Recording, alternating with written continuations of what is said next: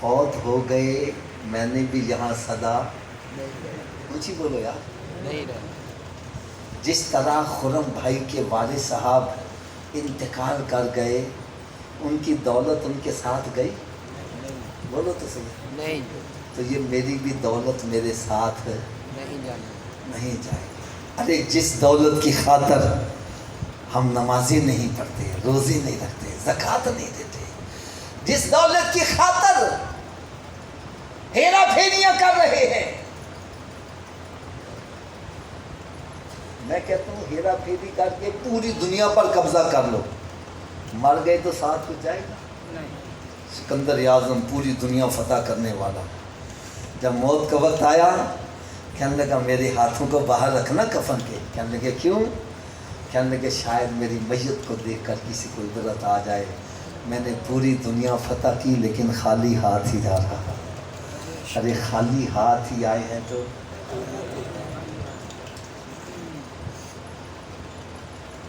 جس طرح خرم بھائی کے والد صاحب انتقال کر گئے، دولت ساتھ نہیں گئی، ارے ہمارے ساتھ بھی ہماری دولت نہیں جائے گی. جس طرح خرم بھائی کے والد صاحب انتقال کر گئے، کوئی اولاد میں، رشتہ داروں میں، لنگوٹیے یاروں میں کوئی ان کے ساتھ اونچی بولو ذرا. لہذا جن دوستوں کو راضی کرنے کے لیے ہم رب کو ناراض کرتے ہیں، آئے تو تاش کھیلے میرے نال، آنے ساتھ بیٹھ کے شراب پی اور مت کا براسی تیرے نال مریں گے. تو جی جب مر جاتے ہیں تو پھر کوئی جاتا ہے صاحب؟ چار بھائی پکڑ کے آئے نہیں جانے دیں گے، نال ہی کہنے خبر کا بندوبست ہو گیا، جلدی کرو کہ تیرے وہ نہ آن لگتے. اندھیری قبر میں من و مٹی کے نیچے دفن پھیر کر لا بھی اللہ دے حوالے، مڑ کے پھیرا باندھے کتنے نہیں تیرے گھر والے جنہاں نہیں سے تو پاپ کماندا، اور جڑے کہندے سی مراں گے نال تیرے اج انہاں بھی بازیاں ہاریاں نہیں.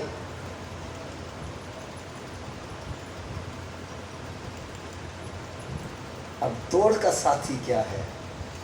وہ ہے بندے کے اعمال. کیا ہے؟ مجھے بولو. اب قرآن کی میں آیا مبارکہ سنانے لگا ہوں، آیت غلط ہو، ترجمہ غلط ہو، آپ میری اصلاح کیجیے گا، میں برا نہیں مناؤں گا. اللہ رب العزت نے ارشاد فرمایا فَأَمَّا مَنْ ثَقُلَتْ مَوَازِينُهُ فَهُوَ فِي عِيشَةٍ رَاضِيَةٍ وَأَمَّا مَنْ خَفَّتْ مَوَازِينُهُ فَأُمُّهُ هَاوِيَةٌ وَمَا أَدْرَاكَ مَا هِيَ نَارٌ حَامِيَةٌ. رب تعالیٰ نے ارشاد فرمایا جس کی نیکیاں زیادہ ہوں گی وہ جنتی ہوگا، اور جس کے نیکیاں کم ہو گئی، گناہ بڑھ گئے، اس کا ٹھکانہ حاویہ ہے. اور تو کیا سمجھتا ہے حاویہ کیا ہے؟ ارے وہ دہتی ہوئی آگ ہے. میرے پیارے اسلامی بھائیوں، ایک سگریٹ کی آگ ہمارے پاؤں کے نیچے آ جائے ایک دم اچھل پڑتے ہیں. ارے سگریٹ کی آگ برداشت نہیں کر سکتا، دوزخ کی آگ کیسے برداشت کرے؟ یار قرآن کی آیت ہے، آیت غلط ہو میں حوالہ دے رہا ہوں، میری اصلاح کرو. اللہ رب العزت نے ارشاد فرمایا یا ایھا الذین آمنوا قوا انفسکم واہلیکم نارا، اے ایمان والو اپنے آپ کو اپنے گھر والوں کو دوزخ کی آگ سے بچاؤ. یہ کافروں کو نہیں خطاب ہو رہا، مسلمانوں کو ہو رہا ہے. آج ہم یہ سمجھ بیٹھے ہیں میں مسلمان کے گھر میں پیدا ہوا، مولوی صاحب نے میرے کان میں اذان پڑھ دی، میں تے چھالا ماردا جنت سے جاؤں گا، دوزخ سے تو مجھے سروکاری کوئی نہیں.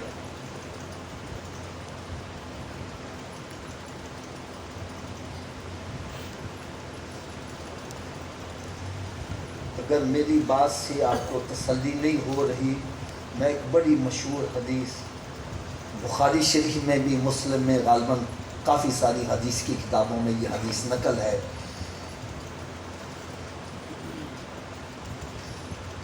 میرے آقا صلی اللہ علیہ وسلم سواری پر سوار ہیں، صحابہ اکرام علیہم رضوان ہمراہ ہے. سرکار کی سواری قبرستان کے قریب سے گزرتی ہے اور سواری اچھلنا شروع کر دیتی ہے. میرے آقا صلی اللہ علیہ وسلم سواری سے نیچے اترتے ہیں اور قبرستان میں داخل ہوتے ہیں، دو قبر کے درمیان جا کر جلوہ فروز ہوتے ہیں، پھر ارشاد فرمایا ایک سبز شاخ لاؤ، لائی گئی، سرکار نے اس کو درمیان میں چیرا، ایک عیسائی قبر پر ایک عیسائی قبر پر رکھا۔ صحابہ اکرام دیکھ رہے ہیں، عرض کرتے ہیں یا رسول اللہ صلی اللہ علیہ وسلم یہاں رکنے میں کیا حکمت ہے؟ فرمایا ان دو قبر والوں پر عذاب ہو رہا تھا۔ کیوں حضرت صاحب یہی حدیث ہے نا؟ میں غلط تو نہیں کہہ رہا؟ اب میں آپ سے ایک سوال کرنے لگا، علماء کرام میں ہاتھ باندھ کر عرض کروں گا، میں غلط ہوں، خدا کی قسم میں آج کل اس مسئلے میں بڑا پھنسا ہوا ہوں، بہت پریشان ہوں کہ ہم اپنی عوام کو کس طرف لے کے جا رہے ہیں۔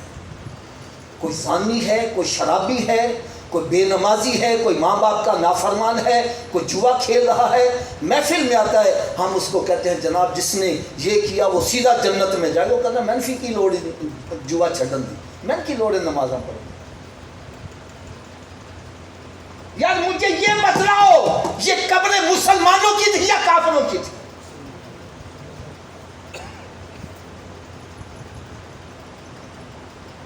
تو مسلمان کی قبر میں عذاب ہو سکتا ہے، یہ ناممکن بات نہیں ہے۔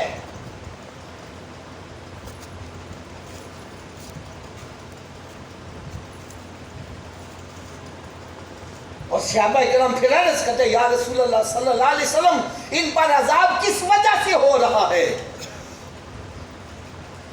میرے آقا صلی اللہ علیہ وسلم نے شاہ فرمایا معمولی باتوں کی وجہ، جن کہتے ہیں نا سی اور کچھ نہیں ہوتا، معمولی گل ہے، معمولی گل ہے، آج ان کے لیے عذاب کا باعث بنا ہوا ہے۔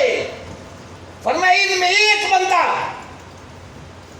چغلی سے باز نہیں، زبان کی حفاظت نہیں کرتا، اور دوسرا بندہ پیشاب کے چھینٹوں سے نہیں بچا کرتا۔ آج کیا دونوں باتیں ہمارے میں نہیں پائی جا رہی؟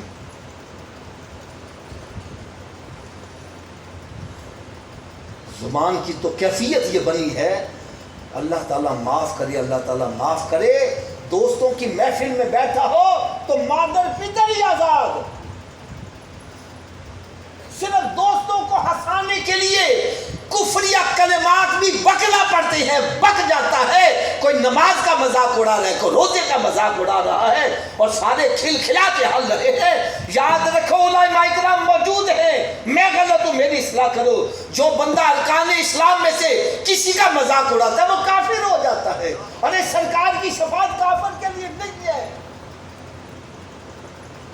مسلمان کے لیے ہے۔ جنت میں داخلے کے لیے ایمان کا ہونا ضروری ہے۔ یہ حدیثیں کون سنائے گا؟ الفرق بین الکفر والایمان یا الصلاۃ، ایمان اور کفر میں فرق نماز کا ہے۔ یہ کون حدیث سنائے گا؟ قطع رحمی کرنے والا جنت میں نہیں جائے گا۔ میں کہتا ہوں آج جتنے بھی یہاں موجود ہو، میں اگر یہ کہوں بھائی وہ بندہ ہاتھ کھڑا کرے جس کے خاندان میں گروپ بازی نہیں بنی ہوئی، تو شاید کوئی بھی ہاتھ نہ کھڑا کر سکے۔ بھائی بھائی کو نہیں بلا رہا، بہن بھائی کو نہیں، باپ بیٹے کو نہیں بلا رہا، کئی سال گزر گئے،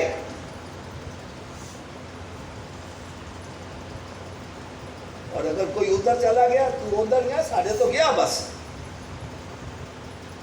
اور میرے آقا صلی اللہ علیہ وسلم نے ارشاد فرمایا ایک مسلمان کے لیے حلال نہیں 3 دن سے زائد اپنے بھائی سے قطع تعلق کرے۔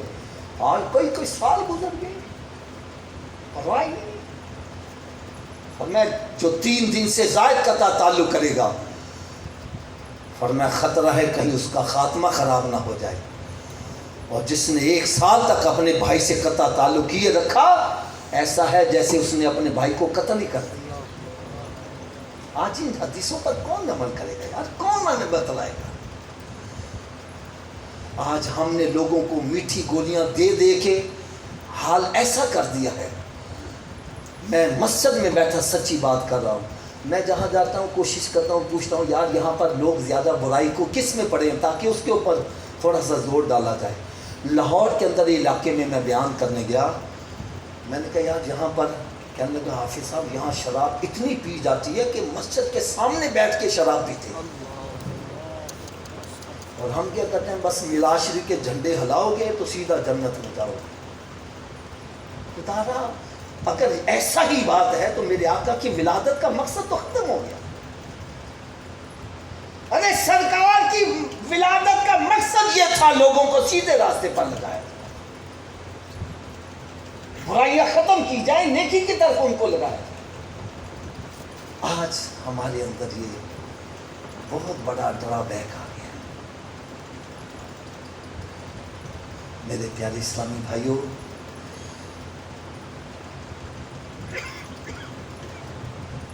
بزرگ فرماتے ہیں کہ فرشتے نے مجھے کہا کہ جب بندہ جہنم میں آئے گا اپنی آگ اپنے ساتھ ہی لے کر آئے گا۔ یہ نمازیں نہ پڑھنے کی آگ ہوگی، زکوٰۃ نہ دینے کی آگ ہوگی، یہ ماں باپ کی نافرمانی کی آگ ہوگی۔ خدا را قرآن یہ کہہ رہا ہے قُوا أَنفُسَكُمْ وَأَهْلِيكُمْ نَارًا، ایمان والو اپنے آپ کو اپنے گھر والوں کو دوزخی آگ سے بچاؤ۔